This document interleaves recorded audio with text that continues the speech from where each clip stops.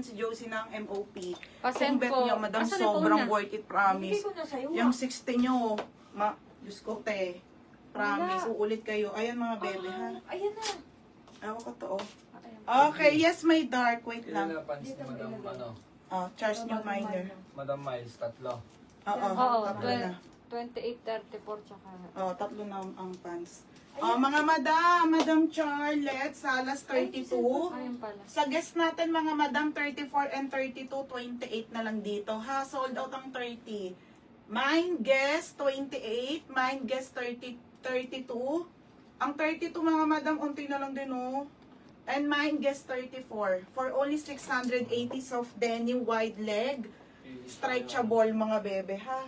Super paldo. Oh, next mga Madam, guest na dark. Isa na lang to.